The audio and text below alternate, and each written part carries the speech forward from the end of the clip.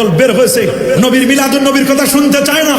নবীর মিলাদ ক্যামের কথা বললে ওদের চোখ উল্টায় দেয়, ওদের কলিজা ছিঁড়ে যায়।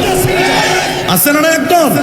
অথচ সমস্ত দেওবন্দীদের মুরব্বী হাজী এমদাদুল্লাহ মাহাজির মক্কি তিনি বলে দিয়েছেন ফয়সালা হাফতে মাসাইলের মধ্যে মাই ফকির মশরাব ইয়ে হয় মাই হার সাল মিলাদ আর কেম করতা হো মাই কেমনে বেহদ লুৎফ লজ্জত পাতা হো।